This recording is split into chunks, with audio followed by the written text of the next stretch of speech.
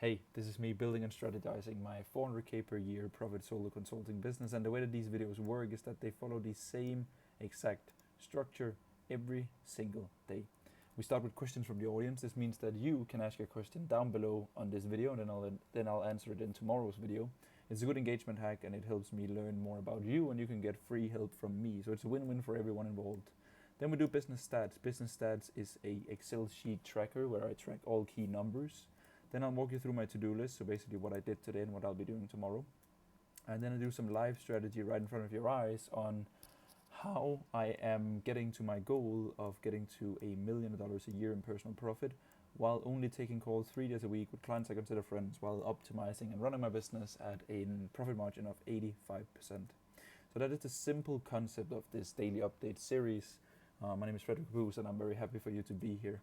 So we'll head into my daily updates channel, as you can see, head into community, and then basically we have just a single question today. Yesterday we had 7 or 8, so but that's completely fine. You can ask whatever you want, and I'll answer it basically.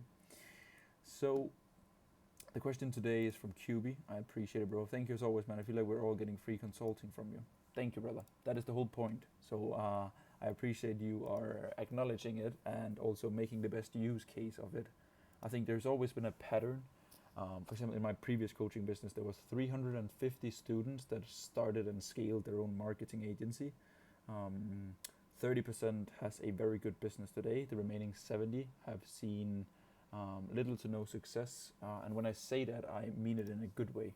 I've never received a bad review for it, but they simply just didn't get the dream business that they wanted. Maybe they learned along the way it wasn't for them. Maybe they realized that it took more work than what they expected. Maybe they realized that they wanted to emphasize on sales or another business model, or maybe that the agency world just wasn't for them. And I think most of them just, they had a very good experience, but it just didn't click, and on paper they don't run a successful business, right? But the point that I'm trying to make here is that the people that saw the most success was always the people that showed up consistently on weekly group calls. It was the people that had the guts to ask their questions, and it was people that was okay with failing a lot over and over again until they got it right, quote unquote. So I think, bro, the skill of asking questions is a very, very good skill. So keep that up, man. When you're making content, do you pay much attention to the production quality of your videos? Lots of guys are going kind of lo-fi, only shooting on smartphones, not paying attention to lighting, etc. Kinda how you are in these updates and pulling millions of views. Do you think this makes people seem more authentic? This is actually a really, really good question, and it is something that I've thought of many, many times. So I think it's easier if I show you my Instagram actually here. So let's head over to IG, because you need some backstory to understand how my brand was built, right? So as you know, some of you know, but I started my entrepreneurial journey by running a short form content agency, which meant that I created short form pieces of content and repurposed it on multiple different accounts for larger entrepreneurs and personal brands. So I'd reach out to a guy with a personal brand, then I would tell him that I could get him millions of organic views. And then what I would do is that I would take highlights from his podcast or head talk clips or whatever it would be, put it all in a folder, and then basically give it to 5 different editors that would edit the same raw files, 5 different styles, which meant that we didn't have any content duplication. Then each and every editor would be assigned to a social media manager in European and high income countries. It could be in Europe, so like France, the Netherlands, Sweden, Norway, Denmark, UK, whatever. It could be in the US, it could be in Canada, it could be in Australia. And then they would get assigned a social media manager. So the social media manager would go into the edited folders, files, and then upload to my clients' burner accounts or like fan accounts, and basically run these accounts on YouTube Shorts, Reels, TikTok, and Facebook. Some even Snapchat and Twitter, I believe.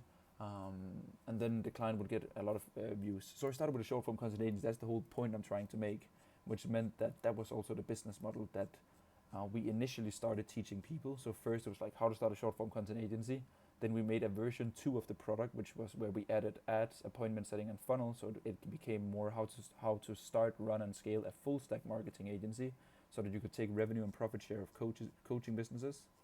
But the whole point here is that now when I'm scrolling down was that I was selling something content and content visual, short form content, so it made perfect sense that my own content was extremely high quality, simply just for the perceived value, right? So like people would look at me from the outside and be like, so this guy is running a short form content agency, he has amazing edit content himself, he must be good at what he's doing. So I basically ended up in a situation where my brand was built on quality videos. Of course, for me, I'm not a creative guy, I'm not a videographer, I'm not an editor, so it's not me who have created all of this. I've been a part of creating this style, but it's my good friend and now head of creative at my agency, Frederik. His name is also Frederik. That has that built my whole visual identity and made these videos that you're watching right now here. So like I needed to have good quality content to separate myself from the market, basically in perceived value. So so that I kind of became the guy with like very cool content. And once people know you for having well edited videos, it's very hard to go back to making these like raw videos. And I think that it makes me happy that I have like a clear style, a clear DNA in my content. I have good B-roll, I have good sound design. Like I like it a lot. But to answer your question, bro, I think in the market you will always see it. It's kind of like this, right? So like let's say that we call. Let me scroll down a little bit here. So like we call this like content, and then it's like a timeline. And then, so for example, here it's like low edits, right? And here it is high edits. You can see, right? Yeah, you can. So basically, once the market is shifting from low quality content to highly edited content, we saw this with the first trend of Iman Gatsi, right? Like everyone was like, this was when personal branding wasn't that popular. People were just like posting videos. Then suddenly the whole short form content wave came about. And then, for example, I started jumping on the very high quality content wave, right? Because it was a way of separating yourself from everyone else. Because it was like, everyone can create content, but not everyone can create amazingly high quality content. So that was a very positive way of standing out. But then suddenly a lot of people started doing that, right? So like all traffic ended up over here. And then when everything is very, very flashy edited, the market craves going back to like basics, right? And then you saw these like raw head talk, whiteboard YouTube videos, like completely raw, where it was like completely transparent, completely honest, completely authentic. And that I think we are around here in the market now, where I think people start respecting edited content and good brands and good concepts, good designs even more, right? That's why me, for example, I'm focusing a lot on the digital coffee shop branding, the models, trademarking different kind of wordings and these kind of things. I'll give my PC some power here. There we go. So I think the market is, as I said, we're kind of here in the low quality edits, and I think we're slowly moving over here again, kind of, if that makes sense. So I think, bro, basically what I'm doing here, right, is that I want to have good quality content because it increases the perceived value of my brand. So like I want to keep that because that's what I enjoy watching myself. I like to watch people like Tom Nosk. I like to watch people like Matt Gray. I like to watch people like Tom Youngs, because these people put effort into their branding, and I really respect that. And then the authenticity comes in the execution of your content. I write all of my content myself, which means that I'm still authentic even though I'm not doing raw handheld iPhone videos, right? And then I'm making this channel, Daily Updates. It's like a complete unfiltered, just like me sitting down, no cuts, no nothing, just forcing myself to speak English for 20 minutes and keeping all of you entertained while you can ask me questions that I'm not prepared for, so that I can like give you a view upon inside of my brain while challenging myself, right? And then I have my YouTube channel, my main one, which is a little bit more polished and perfect, because I want people, when they end up there, that I want every single video that I make, I want that to be better than the previous one, right? But I think that there is a large trend, especially the whole fitness, Miami, self-development gang of people that is just like pumping out 4 to 5 reels per day. I don't know how sustainable that is. I really respect the grind, and I think it's pretty good when you sell to beginners and you sell a a low medium ticket offer to a lot of people, then you need a lot of eyeballs, right? I know that when I sell a 9.5k mentorship, I have a really good business if I can find 6 to 8 people every single month that believe that I'm the smartest guy in the room to take them to where they want to be and they like me as a person, you know? And if I was throwing up constant videos and lifestyle and sketches and these kind of things, people wouldn't really give me that perceived value, right? They would be fine with paying me $497 for like a course on how to grow on social media, but like I have a client lifetime value of more than $20,000, right? So like I want to attract the right people, and I only do that by sticking to my values and the things that I enjoy making and the things that I enjoy creating and consuming myself, which is content like this. So I'm playing a very long-term game by just like sticking to the things that I enjoy, and then I've realized if I just do the things that I enjoy, then I will naturally attract people that enjoys the same things, which means that I'm completely the same person online and offline, which basically means that I get to work with people who could literally have been my friends in real life because they share the same personal values and they like the same things as I do. And I think there's no greater thing than that, right? Good, nice hair. Very nice. So I hope that makes sense, bro. I think, but the thing that I want to add the most here is that don't let a good setup, good lighting, good microphone, don't let that stop you, right? Don't let that stop you. That's the most important thing. Let me go to my Instagram really fast here. You can skip this part if you don't wanna watch cringe Fred when he posted. And I want to take that back. I was not cringe. I was extremely cool for putting myself out there, and I did it with the most horrible setup in my old apartment in Denmark. Like I promise you, you'll watch these. You can see it here. Like, look at this amazing head talk here, right? I didn't have any lighting. I just used like my natural window. It was just in my office, and I had, just get going. You know, like that's my best advice to you. Don't let your setup or your lighting or your camera or your mic or whatever it is, don't let that thing hold you back. Just like get started.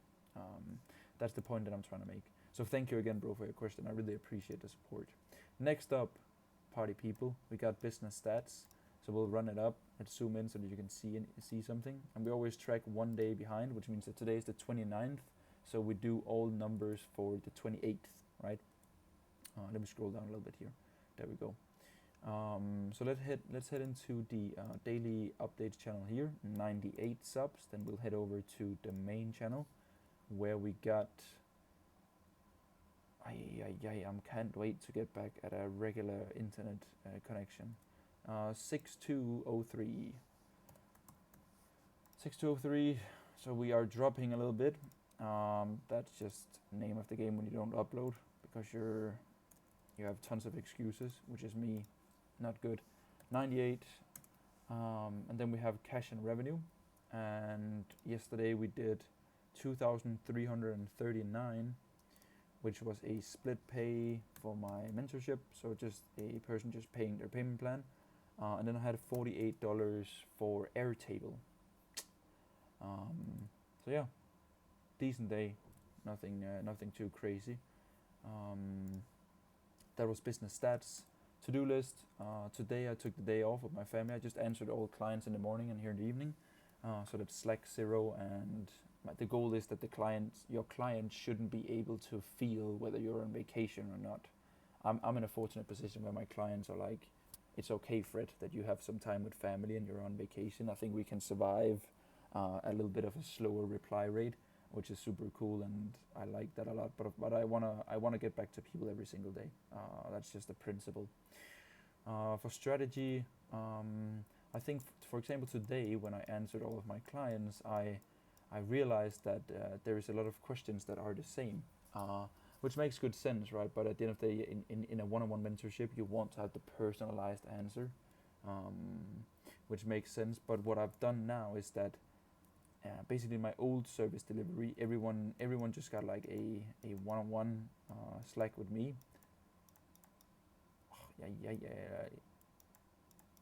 Right, so they had one-on-one Slack channel with me.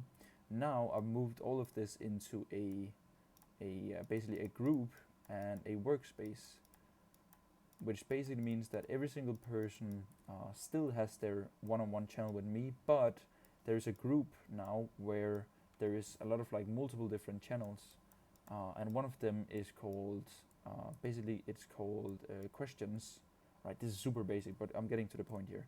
So there is one called, how the fuck do you make a queue? Oh, like this, right? So there's questions. So I'm trying to get people to use the channel questions if it's more broad and not that personal. So getting people in the habit of, if it's a general question, then popping it in questions, because then I can answer that question with a Loom video. And this is a Loom video that everyone can watch and then get their question answered, right? But again, it takes time installing a new habit onto like people that have been used to just popping everything into one-on-one. So it's not like I'm telling them, oh, put this in questions, but it's just cool that we can create more of a community feeling. What I'm doing to improve this like community feeling right now is that I'm doing 3 Airtable forms in order for people to engage more and also make things a lot better. So what I paid a guy to basically build me out a client hub where I can see all data of all of my clients, so I can track all of their revenue, profits, goals, current bottlenecks, all of these things. So instead of me having to ask them, they fill out a form every Monday and Friday. So Monday is planning the week, Friday is recapping the week. So every Monday I'll ask them a question of what's the number one thing they are working towards, and what is the number one thing that I can help them with in order to reach that goal. When they fill out that form, it will end up in a Monday planning chat inside of Slack that everyone can see, because we're all a community. Everyone in there is an agency owner, a coach, or consultant that makes at least 5 to 10 to all the way up to 50 to 100K a month. So everyone is kind of like in the same boat with personal branding, multiple offers, running a digital coffee shop, being a consultant, all of these things, right?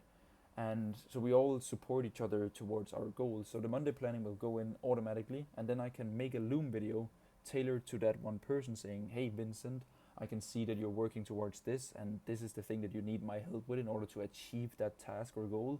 So I'll create a video on how, maybe I'll give them a guide, maybe I'll give them step by step, maybe I'll give them my advice on how I would get there, since I'm a mentor, right?